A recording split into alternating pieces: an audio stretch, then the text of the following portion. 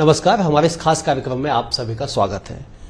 आज हम चर्चा करने के लिए पहुंचे हैं छत्तीसगढ़ के एक ऐसे शख्सियत जो एक साधारण से कार्यकर्ता से बीजेपी की राजनीति करते हुए 15 सालों तक छत्तीसगढ़ के मंत्री रहे, युवा मोर्चा के प्रदेश अध्यक्ष रहे, तमाम जिम्मेदारियों को सत्ता से लेकर संगठन तक उन्होंने निभाया है। हम बात कर रहे हैं राजेश मोड़त से।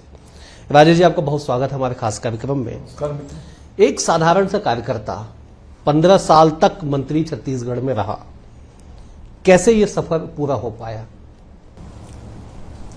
देखिए, सामान्य रूप से भारतीय जनता पार्टी या विद्यार्थी परिषद या भारतीय जनता युवा मोर्चे में काम करते करते सामान्य विचारधाराओं के साथ में जुड़ करके छात्र राजनीति से लेकर के युवा मोर्चे में काम करते करते प्रदेश कार्य समिति, जिला अध्यक्ष, प्रदेश का मंत्री, मध्य प्रदेश में प्रदेश का उपाध्यक्ष और छत्तीसगढ़ प्रांत के अध्यक्ष के रूप में लगातार काम किया हूँ।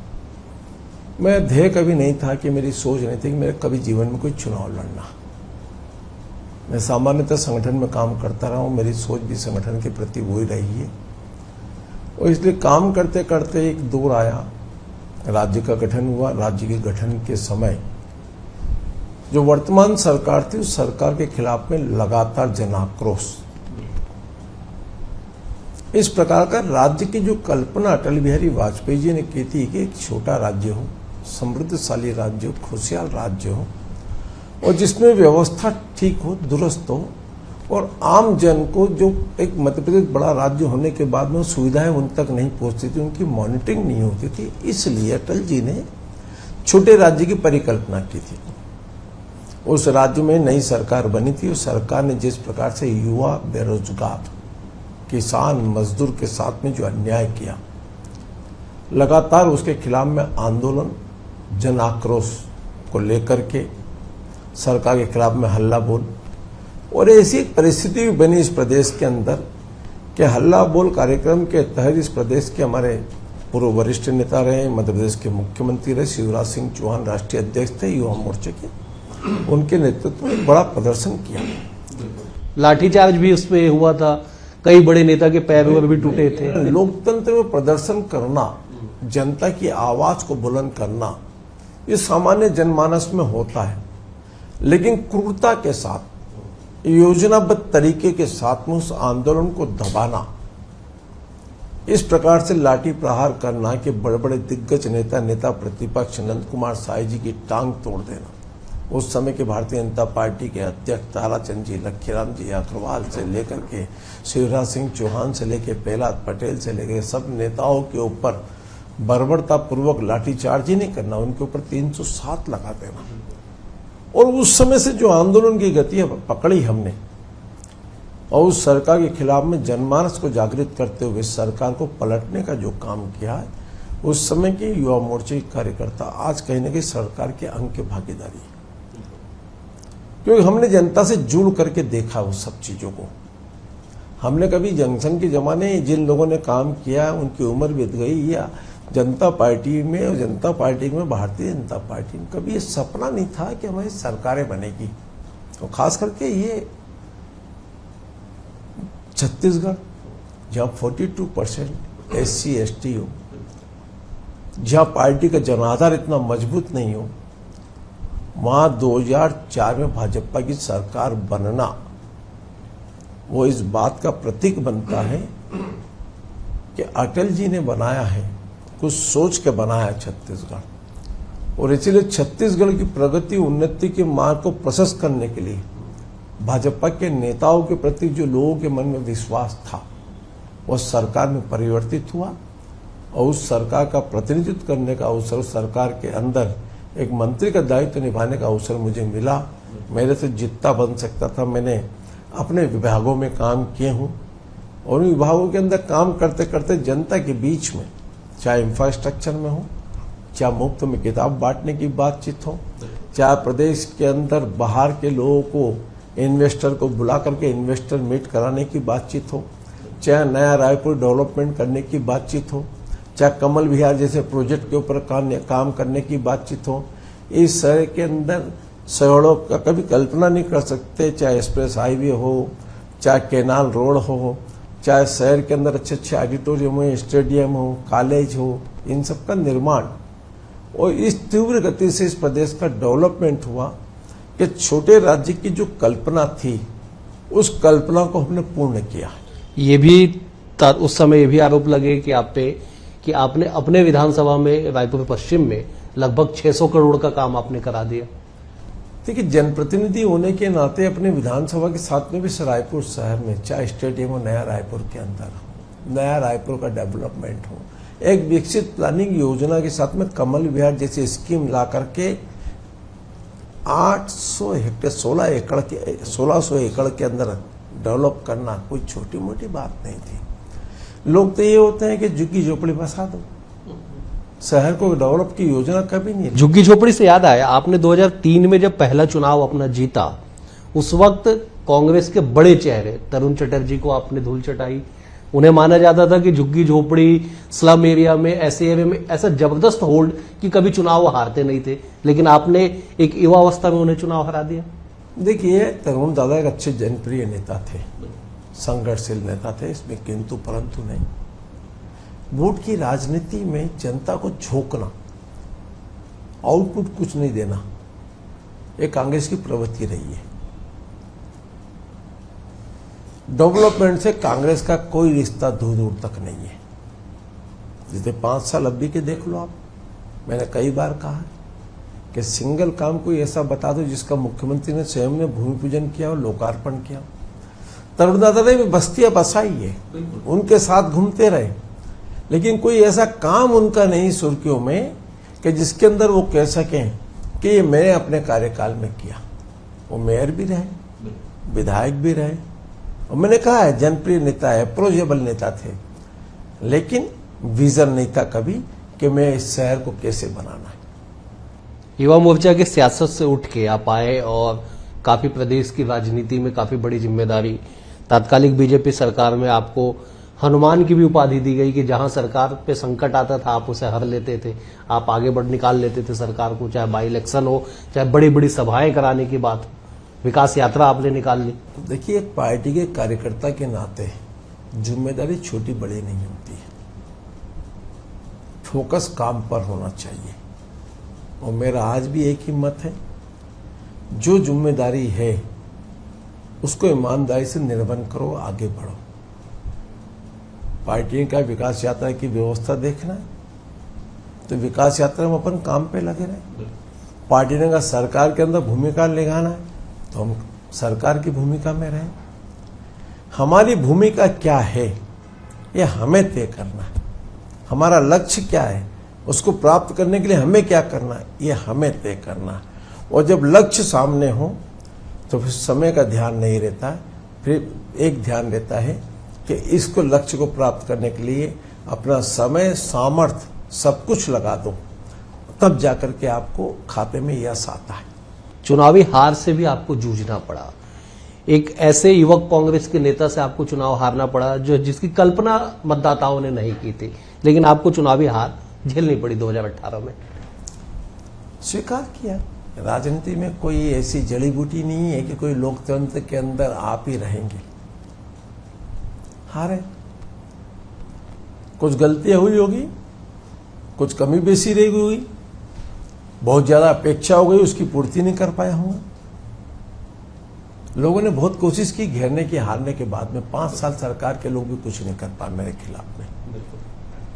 और जिस प्रकार से जनता ने 12,000 वोट से हारा था, 5 साल में कोई ईंट नहीं लगा पाया इस क्षेत्र के अंदर, और वही जनता ने फिर जाके 42,000 वोट से जिताया। अब ये कल्पना किसे कहूं, जनता है, उनको लगा है कि 5 साल में रायपुर शहर का विकास का, डेवलपमेंट का मॉडल फेल हो गया जी। और मैं हमेशा कहता हूं, राजनीति से ऊपर उठ कर इस रायपुर शहर के बारे में सोचो। ये शहर आपका अपना है, पार्टी आएगी, नेता आएंगे जाएंगे, चले गए, ये शहर तो रहेगा। आज ये शहर ना पुताई करा पा रहा है, ना रोड बना पा रहा है, ना शहर का इंफ्रास्ट्रक्चर खड़ा कर पा रहे हैं। जब आपकी सोच ही कुछ नहीं है, हाँ जरूर इस शहर के अंदर एक ही काम हुआ है, लोगों ने जमीनों पे कब्जा करने का काम किया है बस। 2000 से लेके 2003 तक, मतलब राज्य गठन से लेके पहले विधानसभा चुनाव तक जिस तेज और उग्र तेवर के राजेश मूणत देखने को मिलते थे 2018 से 23 तक वो देखने को मिले विपक्ष में? मैं अपनी भूमिका में जिस रूप में हूं वह मेरा काम है। मेरे काम करने की शैली पे कुछ लोग कमेंट्स करते हैं। मैं उन सब मित्रों से इतना कहता हूं, मैं जनहित के मुद्दे के लिए लड़ता हूं, व्यक्ति के लिए नहीं लड़ता हूं। और सरकार में रहकर के सरकार के बाहर भी अगर जनहित के मुद्दे की अवहेलना होगी और गरीब के साथ अन्याय अत्याचार होगा और भ्रष्टाचार की कहानी खत्म नहीं होगी तो राजेश मूणत किसी भी भूमिका में रहे, लड़ाई लड़ने में जनता के साथ कभी पीछे नहीं हटेगा। जो व्यक्ति 15 साल तक मंत्री रहा हो वो एक मुद्दे को लेकर सड़कों पे सोया कई हफ्तों तक। विषय मुद्दा यह है कि आपकी सोच क्या है। एक अच्छा एजुकेशन हब बना हुआ है। मैंने देश भर में घुमा हूं, कभी ऐसा कोई देखा नहीं यार मैंने कोई हब। उस हब के सामने एक चौपाटी बना दो। चौपाटी में आप झूठ बोल रहे हैं। आपने कहा साहब एक ग्रीन कॉरिडोर बना रहे हैं, फिर आपने बोला यूथ हब बना रहे हैं। तो यूथ की एक्टिविटी की क्या चीज है? जॉकिंग ट्रैक बना रहे हैं, ये कर रहे हैं, उसमें तो कहीं कुछ नहीं। आपने टीना टपरा का एक ला करके 66 दुकानें वहां लगा दी आपने और वो एक प्रोफेशनल व्यक्ति को दे दी ताकि वो दुकान, अरे चलो वहां कोई ठेले वाले को शिफ्ट कर रहे होंगे, मेन रोड पे 150 ठेले लग रहे हैं, उनके लिए अगर वो शिफ्ट कर रहे तो कोई बात नहीं। आपने उसको लेकर के वो किनारे करके एक पहले से प्लानिंग करके जिनके लिए बनाए उनको किराए पे एक मुफ्त दे दी, वो दूसरों को किराए पे दे रहे हैं, 19,000 20,000 रुपये महीना ले रहे हैं उनसे। एक रायपुर का ग्राउंड बचा खाली एक ही साइंस कॉलेज मैदान, जहां राज्योत्सव से लेकर सरकारी कार्यक्रम से लेकर राजनीतिक दल के नेताओं की सभाओं से लेकर सब होता है। 2023 में सत्ता का परिवर्तन हुआ तो 7 जुलाई तारीख मुझे याद है, पीएम मोदी की पहली सभा उसी साइंस कॉलेज ग्राउंड में हुई। कहा ना, अरे अटल बिहारी वाजपेयी से लेकर के इंदिरा गांधी से लेकर के लाल बहादुर सबकी हुई है साहब। ग्राउंड ही एक बड़ा था खाली हमारे बीच में। अब सब खत्म होगा। कभी गांधी उद्यान हमारा हुआ करता था, कभी सप्रे साला हुआ करता था, सब खत्म होगा। अब इसको ही बर्बाद करने पे तुले। अच्छा ये कहाँ है का न्याय है कि 4-4 5-5 बड़े-बड़े कॉलेज उसके सामने चौपाटी बसा दो जी आप। मेरे को तो आज तक कहीं देश में देख रहे हैं, सामने NIT है, संस्कृत कॉलेज है, आयुर्वेदिक कॉलेज है, UTD है, रविशंकर विश्वविद्यालय है, एक नंबर का वह शासकीय स्तर पर कार्यक्रम करने के लिए पंडित दीनदयाल उपाध्याय ऑडिटोरियम है।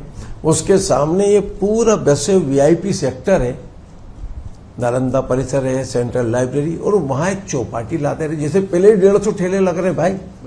क्या सोच। और स्मार्ट सिटी के पैसे का दुरुपयोग, आपने कहा कुछ किया कुछ।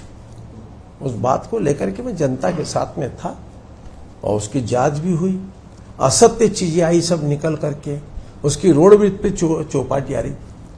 जो जमीन आपके पास नहीं, उस जमीन के ऊपर आप निर्माण कार्य प्रारंभ कर दी। यानी सैया भय कोतवाल तो फिर डर का है। अरे नियम के रखवालों, नियम पे कानून कायदे के साथ में काम करने वाले व्यक्ति अगर वो नियम को तोड़ करके विपरीत दिशा में जाएंगे तो फिर जनता से क्या अपेक्षा करोगे आप। मैं उस चीज की लड़ाई लड़ता हूं। सत्ता में बीजेपी लौटी, पहला बजट का सत्र हुआ, 17 बैठकों का सत्र हुआ। राजेश मूणत बड़े आक्रामक दिखे उस सदन में। कई मुद्दों को लेके अपनी ही सरकार को, बीजेपी के बतौर सदस्य आप अपनी ही सरकार को घेरते हुए नजर आए। और ऐसा आपने घेरा कि सरकार ने जांच का आदेश दे दिया। चाहे तेलीबांधा का डिवाइडर हो, शताब्दी नगर का सामुदायिक भवन हो, चाहे महादेव ऐप हो, तमाम मुद्दों को लेके आप हमलावर रहे सदन में अपनी ही सरकार। देखिए जिन विषय को लेकर के जन आंदोलन जनता के बीच में हम गए, ये 5 साल की सरकार ने ऐसे कर्म किए हैं, वही तुम्हें जनमानस के बीच में तो जिसको लेकर के जनता ने हमें पहुंचाया, तो उन लोगों को सजा मिलना चाहिए। सवाल ये नहीं है कि सरकार में कौन है, सवाल ये नियम कानून कायदे की जो धज्जियां उड़ा करके निर्णय करते थे। शताब्दी नगर का विषय निकल करके आया, आप बता रहे, पूर्व मंत्री जी हैं, शिव डहरिया जी हैं, नगरीय प्रशासन विभाग के मंत्री। मैं पहली बार सुना हूं जी। पहले तो ये नहीं बता रहे थे कि रजिस्ट्री हुई मकान की। अब किसी प्राइवेट मकान की जमीन की रजिस्ट्री हो गई तो क्या सरकार पैसा लगाएगी क्या वहां? और लगाएगी तो क्या 50 लाख का भवन बनाना, कि 1 करोड़ का बनाना, कि 2 करोड़ का बनाना? आप 19-19 लाख रुपए के टेंडर निकाल करके आपके भवन के अंदर 3.5 करोड़ खर्च कर दी। लग्जरियस आइटम, फ्रिज, एक नहीं 2-2 3-3 फ्रिज। 95 इंच का टीवी। ये नहीं, क्या है, क्या सोच है साहब। एक गरीब का, वो भी वहां पर अटल आवास में गरीब परिवार के मकान बने थे, उन मकान को उजाड़ करके इस संस्था को अलॉटमेंट कर दी। ये कैसे हो सकता है साहब पॉसिबल। महादेव के नाम पर इस प्रदेश के पूरे बच्चों को आपने जुआ सट्टे की लत में झोंक दिया, आप रोजगार नहीं दे पाए। क्या कर रहे थे आप? आपके पास थाने में रिपोर्ट 1 नहीं, 2 नहीं, 3 नहीं, 4 नहीं, हजारों के बारे में आप रिपोर्टें कर ली और आप कह रहे हमने पकड़ रहे हैं। किसको आपने सजा दीजिए? जब आपके संज्ञान में आया ये विषय तो ये सरकार करी क्या? कुछ नहीं करी। सरकार ने चावल खा गए गरीब के, वही विषय को लेकर के हम तो लगातार आंदोलन करते रहे साहब। दारू, सरकारी दुकान में दारू बिक रही 2 तरह की, उसी को लेकर के तो भाजपा सरकार में आई है। और आने के बाद में अगर ये गलत काम कर रहे हैं और उसको पर रोक लगाना, एक ऑनलाइन परमिशन। अरे 21वीं सदी में जा रही जनता, हर चीज ऑनलाइन हो रही है, आप उसको ऑफलाइन कर रहे हैं क्योंकि आपको चढ़क चढ़ाएगा तो आपको उसको परमिशन मिलेगी।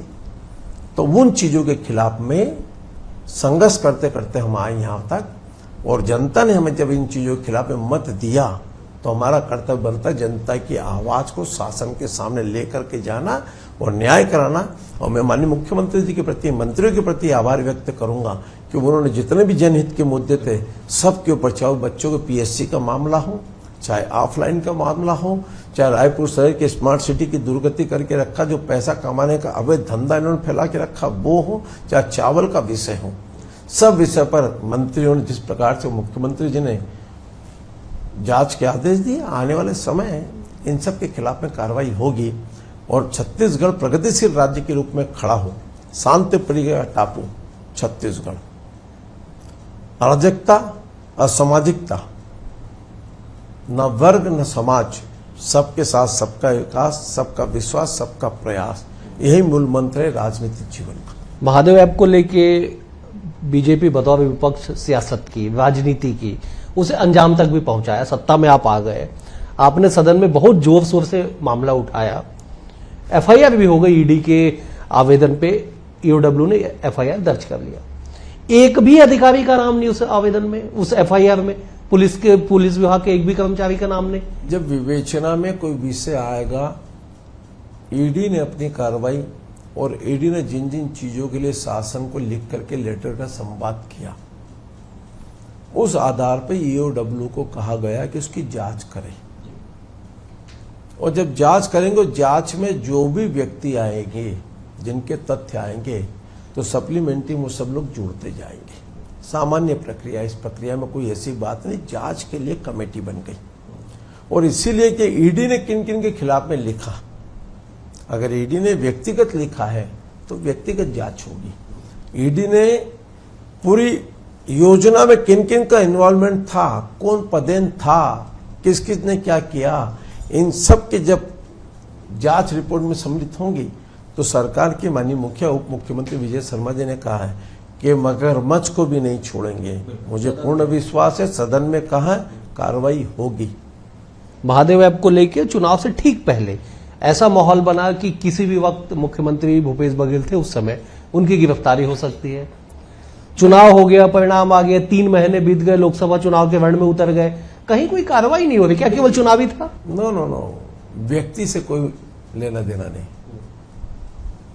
उन सब चीजों में जो भी व्यक्ति दोषी होगा, तथ्य है और तथ्य उजागर होंगे।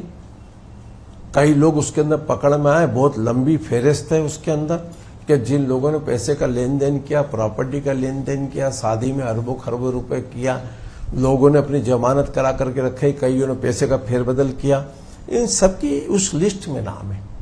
और जब जिस लिस्ट में जिस व्यक्ति का नाम हो चुका है, जिसके खिलाफ चालान प्रस्तुत हो चुके हैं, तो आने वाले समय में चाहे कोई भी कितना ही बड़ा, वो कहा ना, कितना ही बड़ा मगरमच्छ हो, अफवाहें कई तरह की हो सकती है, बातें कई तरह की हो सकती है, लेकिन बिना तथ्य के, बिना बातों का कोई मतलब हो। मैंने हाउस में एक बात स्पष्ट कही है, कोई भी दोषी हो, व्यक्तिगत नहीं है ये आरोप प्रत्यारोप। छत्तीसगढ़ की जनता को गुमराह करके, अगर वर्तमान तात्कालिक उस समय कोई मुख्यमंत्री के रूप में उनका कर्तव्य बनता था कि ये गोरख धंधा बंद कराना चाहिए, और अगर ये बंद ना कर करके अपने वरिष्ठ अधिकारी अगर जेल में चले जाते हैं इन चीजों को लेकर के, तो कहीं ना कहीं मेरे को भी संज्ञान में लेना चाहिए।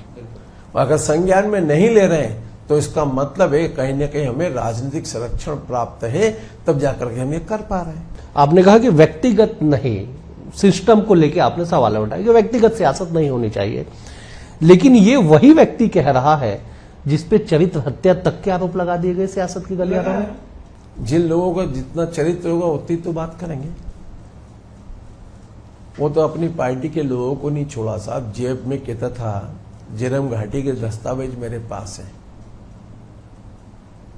एएनआई की रिपोर्ट से लेकर के सब आ गया। आपने एसटीडी वो गठित कर दी टीम, फिर सीबीआई को केस देने की बातचीत कर दी आपने। अरे आप ही तो सीबीआई को प्रतिबंधित करके रखे थे छत्तीसगढ़ में, तो फिर कहां किससे बात कर रहे हो?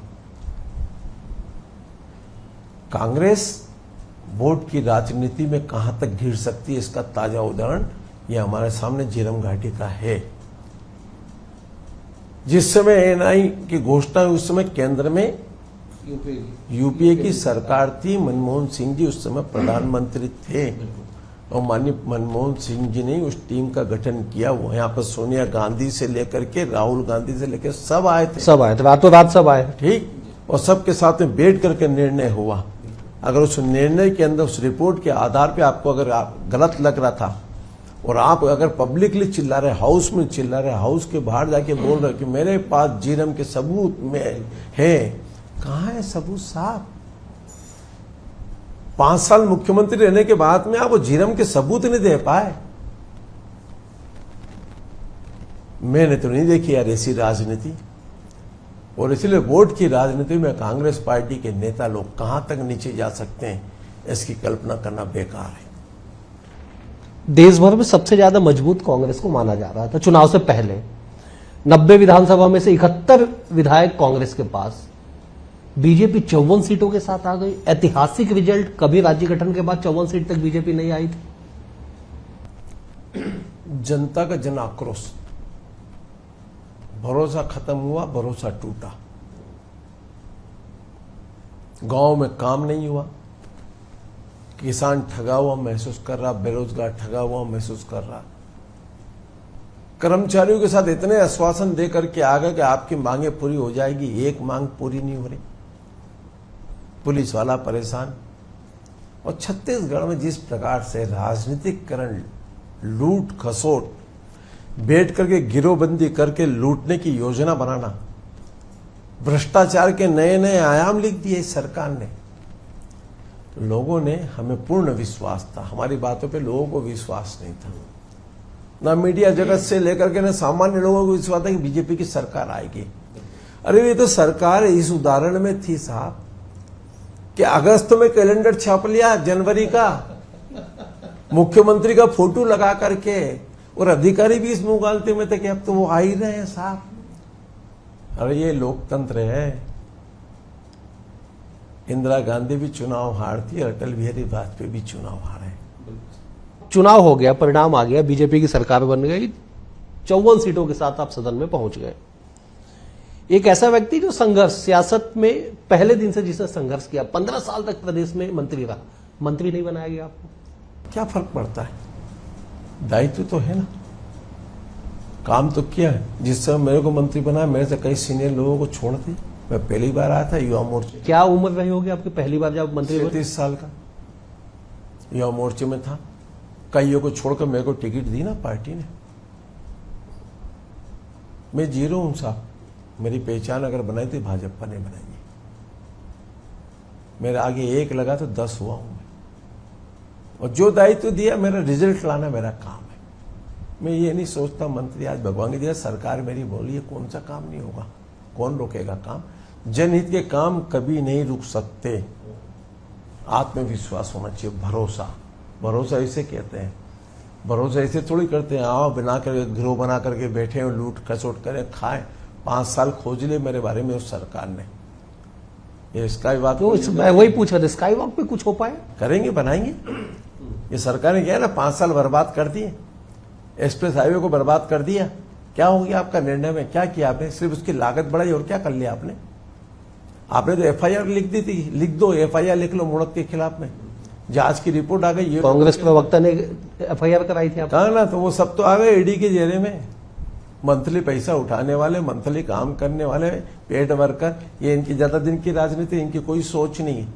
मैंने पहले कह दिया, कांग्रेस पार्टी एक गिरोह है, व्यक्ति पर आधारित चलने वाले थे कांग्रेस में नेता, सिद्धांत विचारों के साथ में काम करने वाले आज भी हैं, लेकिन कुछ लोग ऐसे हैं राजनीति में कि उनके लिए राजनीति महत्वपूर्ण नहीं है, उनके लिए गिरोहबंदी महत्वपूर्ण। लोकसभा चुनाव के मुहाने पे खड़े हैं, लोकसभा चुनाव का बिगुल बच चुका है, 11 सीट का लक्ष्य आप लोगों ने रखा है, लगता है संभव हो पाएगा उस आंकड़ों के साथ, जहां जांजगीर में आपके पास एक भी विधायक नहीं, राजनांदगांव में आपके पास 8 में से केवल 3 विधायक, कांकेर में 8 में से 3 विधायक, महासमुंद में 8 में से 4 विधायक, कैसे 11 तक पहुंचेंगे? देखिए, इतिहास के पन्ने को पलट करके देखिए, पहली बार 10 आए, ठीक, फिर 9 भी हुए, फिर 10 हुए। जहां पिछली बार लोकसभा विधानसभा चुनाव में भारतीय जनता पार्टी 15 विधानसभा पर सिमट के रह गई थी। मोदी जी के नेतृत्व में जब चुनाव लड़े तो 65 विधानसभा सीट में बीजेपी ने लीड ली, 6 महीने में पासा पलटा, 9 लोकसभा के अंदर भाजपा जीत करके आई। आज हमारी 9 सीटें हमारे पास है, हम 55 में जीते। 2-3 जगह जहां कम मार्जिन है, वहां मेहनत की आवश्यकता, मेहनत कर रहे हैं। भारतीय जनता पार्टी विधानसभा चुनाव जैसे ही निपटा तब से मैदान जंग चल गई, हमारे पूरे प्रत्याशी घोषित हो गए, हमारे जिले में कार्यालय खुल गए, लोकसभा कार्यालय खुल गया, विधानसभा कार्यालय खुल गया, वॉल राइटिंग चालू हो गए, नीचे कार्यकर्ताओं की बैठकें चालू हो गई, बूथ तक के कार्यकर्ताओं को सशक्तिकरण के लिए नीचे मैदान में उतार दिया।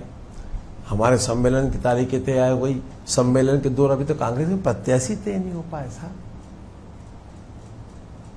तो 11 जीतेंगे आप? 100% 11 जीतेंगे, जनता के सहयोग से जीतेंगे, डबल इंजन की सरकार चलेगी, छत्तीसगढ़ प्रगति और देश की प्रगति के लिए छत्तीसगढ़ की जनता मोदी जी के नाम पर वोट देने के लिए तैयार बैठी है। चलिए, बीजेपी ने फिर से दावा किया कि 11 की 11 सीट इस लोकसभा में जीती जाएगी और राजेश मूणत जो मंत्री रहे 15 सालों तक, मौजूदा समय में बड़ी जिम्मेदारी के साथ सरकार में है। इनसे खास बातचीत हुई, चर्चा हुई। अगले अंक में एक और सक्सेस के साथ आपसे होगी मुलाकात, तब तक के लिए नमस्कार।